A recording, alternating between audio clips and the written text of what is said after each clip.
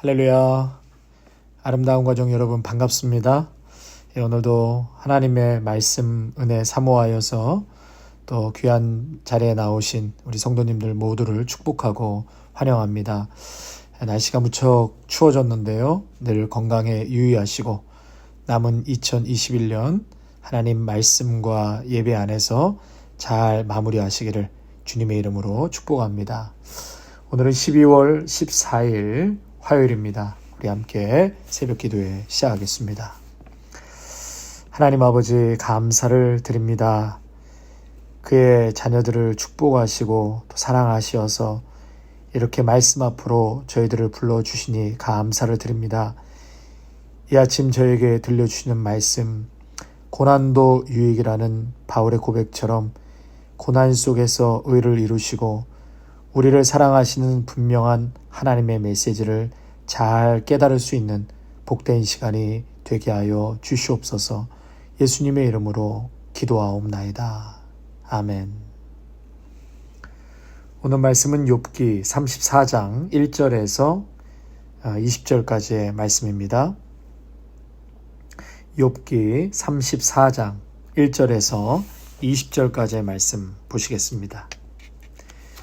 엘리후가 말하여 이르되 지혜 있는 자들아 내 말을 들으며 지식 있는 자들아 내게 귀를 기울이라.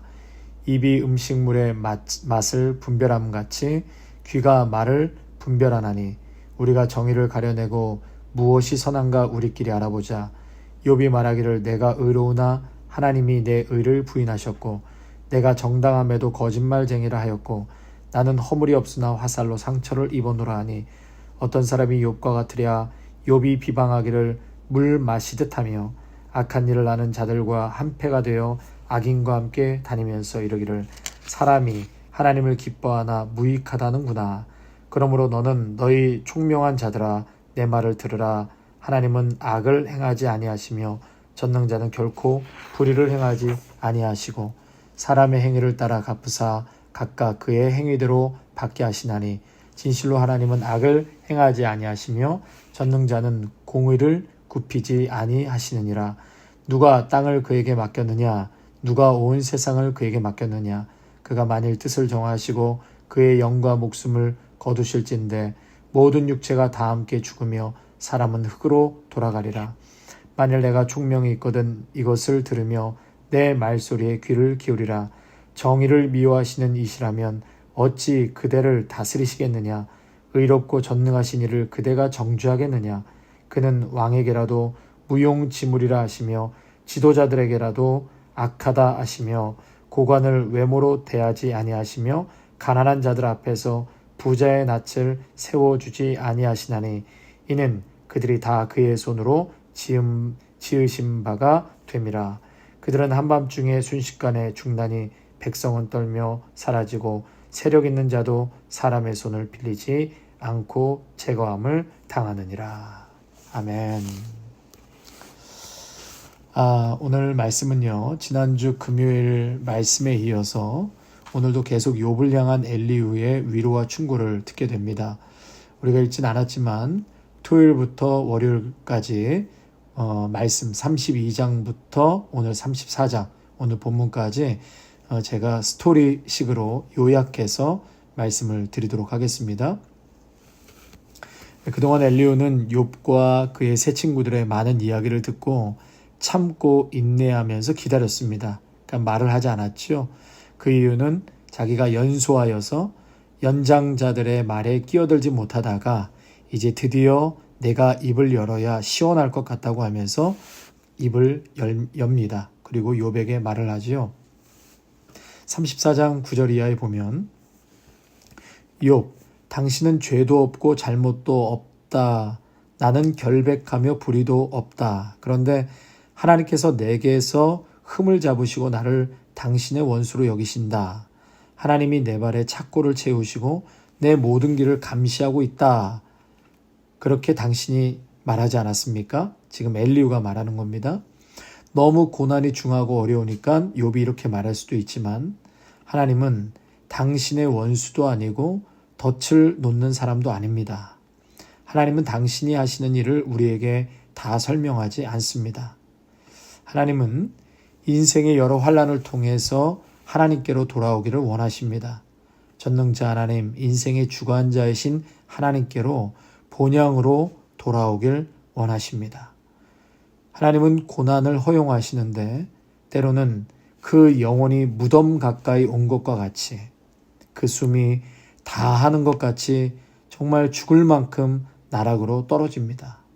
때로는 병과 고통으로 경고하십니다. 그러나 하나님은 절대로 상한 갈대를 꺾지 않으시고 꺼져가는 등불을 끄지 않으십니다. 그 영혼을 구덩이에서 지키시고 그 생명이 칼에 쓰러지지 않게 하십니다.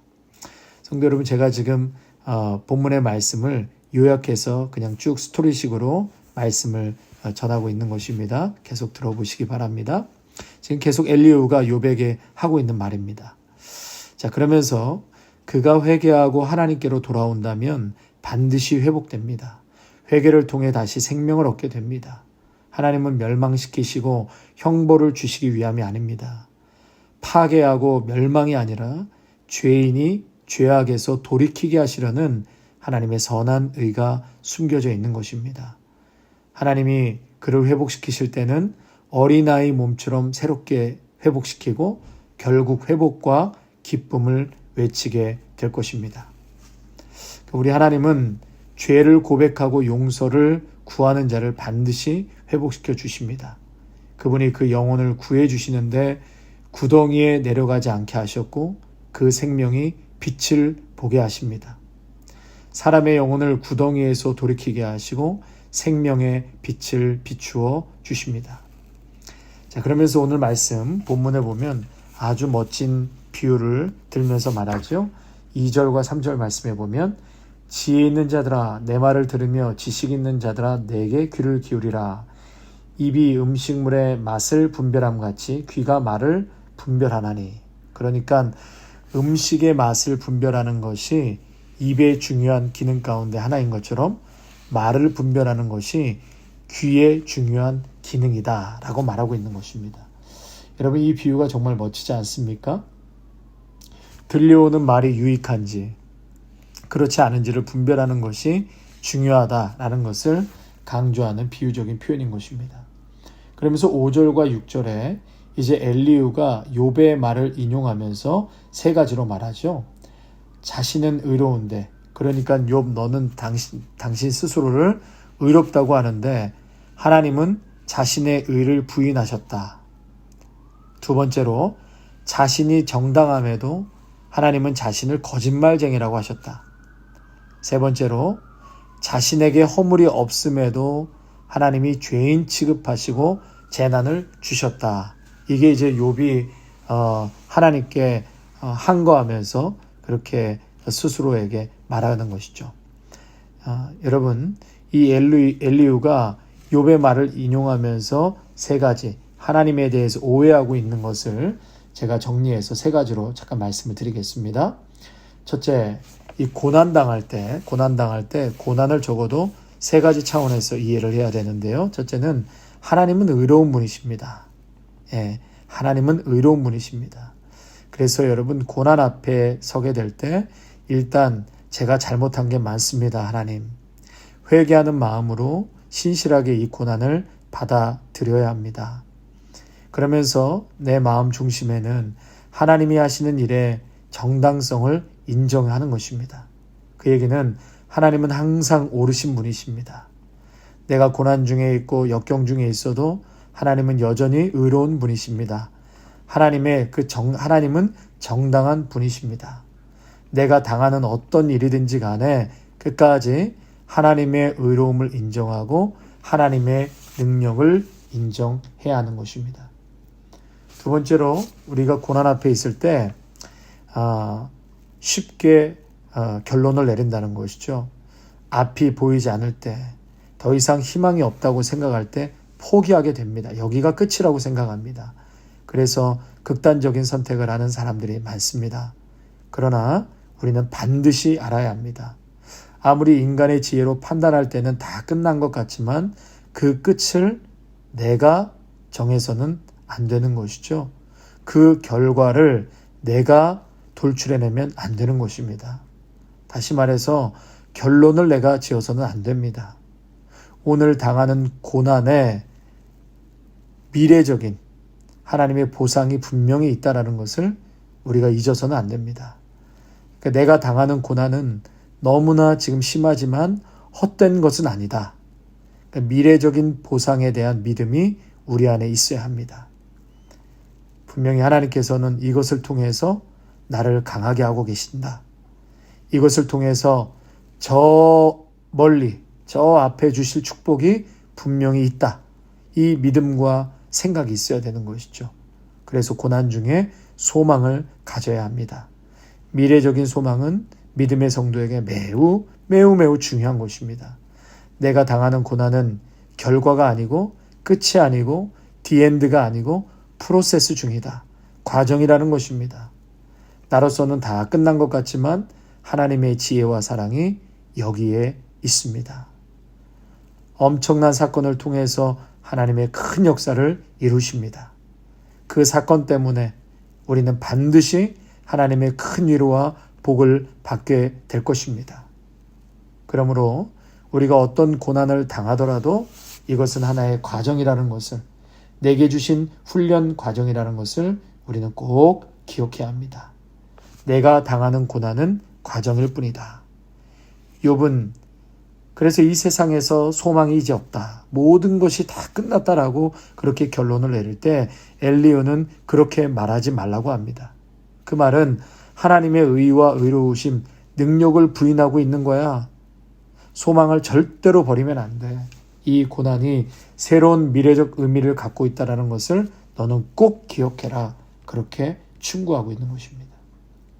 끝으로 우리가 고난을 당할 때 꼭 이해해야 될 것은 교육적인 것이 분명히 들어가 있습니다. 교육적인 것. 욥으로 하여금 깨닫게 하신다는 것이죠.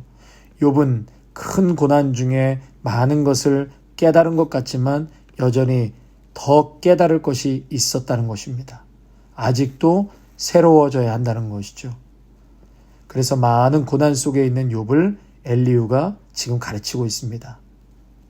한마디로 욥이 엄청난 고난을 당하지만 너를 훈련하시는 하나님의 교과 과정이라는 것을 지금 말하고 있는 것입니다.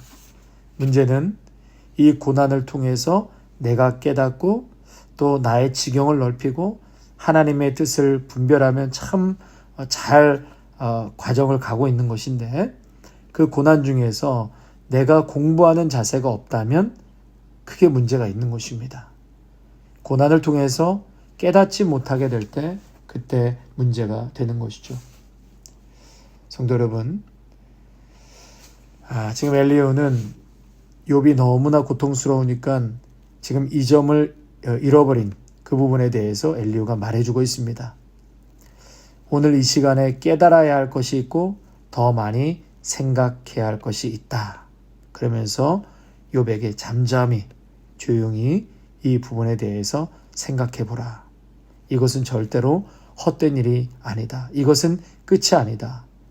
너는 새로운 마음으로 하나님의 의와 선하심과 또 그 능력을 오늘도 고난 중에서도 인정하고 또 미래적인 소망을 놓지 말고 오늘도 힘을 내라.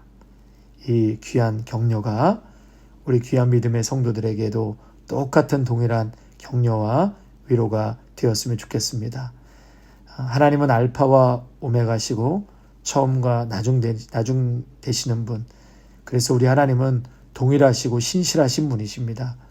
욥에게 또 엘리후에게 말씀해 주신 또 경험케 하신 그 하나님이 오늘도 우리에게 동일한 하나님이십니다. 그 하나님의 놀라운 위로와 미래적인 소망 오늘 꼭 붙들고 계신 자리에서 힘을 내어 담대하게 살아가시기를 축복합니다.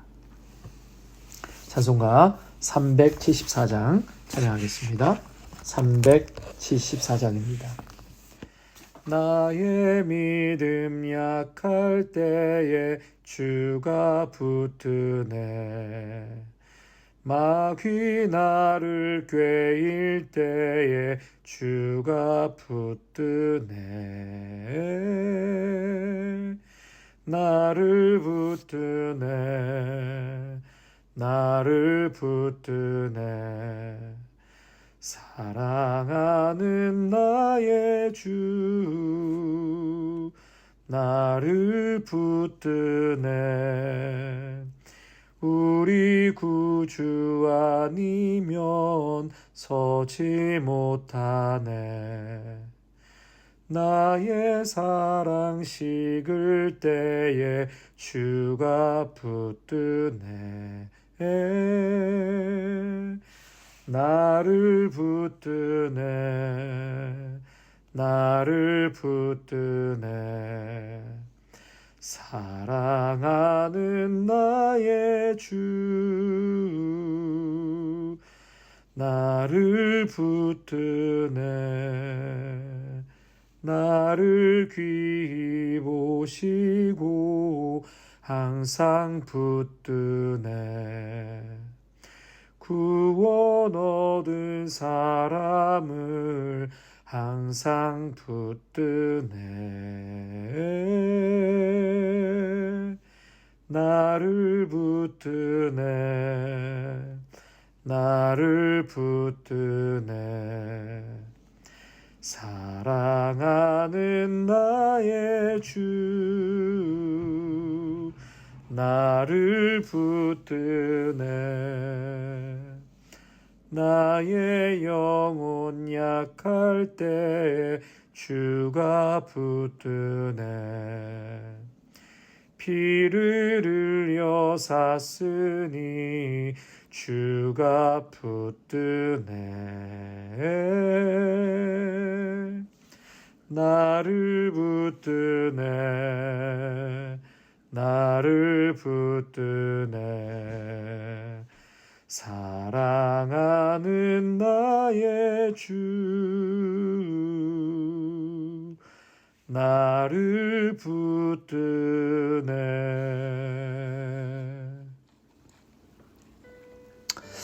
하나님, 큰 환난과 고난 속에서 인간은 흔들릴 수밖에 없고 그 신앙의 근간이 참으로 위태로운 것을 다시 한번 보게 됩니다. 하나님 앞에 붙들려 있었던 욥마저도 깊은 고난 중에 흔들려 나는 의로운데 죄가 없는데 하나님은 나를 왜 고통 중에 밀어넣으시는가? 하나님은 나에게 왜 덫을 두게 하여 넘어지게 하는가? 하나님은 의로운 분이 아니신가? 이러한 많은 고민과 질문 앞에 엘리후가 하나님에 대해서 올바르게 전한 것처럼 그 분명한 메시지가 나의 신앙 고백이 되게 하옵소서. 하나님, 자신은 의로운데 하나님은 자신의 의를 부인하셨고 나의 정당함을 하나님은 거짓말쟁이라고 하였고 허물이 없는데 자신을 죄인 취급했다라는 그러한 욥의 왜곡된 시선이 다시 한번 그 깊은 고난 중에서 하나님은 여전히 의로운 분이십니다의 그 고백과 선포가 우리 가운데 있게 하여 주시옵소서. 깊은 고난과 역경 중에서도 하나님의 그 정당성을 인정하게 하시고 하나님의 의로우신 하나님, 하나님의 능력을 여전히 인정할 수 있는 믿음의 고백이 있게 하여 주옵소서. 특별히 앞이 보이지 않을 때, 더 이상 희망이 없다라고 생각할 때에 하나님 우리 스스로가 결론을 내리고 끝이라고 생각하지 않게 하여 주시옵소서. 인간의 지혜로 판단하는 것, 그러나 그 끝은 내가 정하는 것이 아닐 줄로 믿습니다. 하나님, 고난 중에 소망을 갖게 하시고 미래적인 소망을 믿음의 눈을 통해서 보게 하여 주시옵소서. 이 과정이 분명 하나님 나에게 큰 은혜와 복을 주시기 위한, 나를 더 크게 성장시키고 또 지경을 넓히시기 위한 귀한 과정임을 다시 한번 영적인 눈을 떠서 보고 깨닫게 하여 주시옵소서. 오늘도 우리 귀한 믿음의 성도들 복된 하루가 되게 하시고 힘들고 어려운 일이 있어도 절대로 낙심하거나 주저앉지 않게 하시고 오늘도 살아서 나와 함께 하시고 깊은 운동에서 나를 건져주시고 놀라운 생명과 빛으로 인도하시는 예수 그리스도가 계심을 오늘도 깊이 인식하고 그 믿음으로 살아가게 하여 주시옵소서. 예수님의 이름으로 간절히 기도하옵나이다. 아멘. 이제는 우리 주 예수 그리스도의 은혜와 무한하신 하나님 아버지의 사랑하심과 성령의 충만하심과 기름 부으심이 오늘 우리가 당하는 고난이 있다면 그 고난을 하나님의 말씀에 근거하여서 잘 이해하여 오늘도 넉넉히 이겨 나갈 수 있는 귀한 믿음의 사람이 되기로 오늘도 결단하며 소망하며 나아가는 성도들과 가정과 일터와 자녀 위에 아름다운 교회 위에 이제로부터 영원토록 함께 하시기를 간절히 축원하옵나이다. 아멘.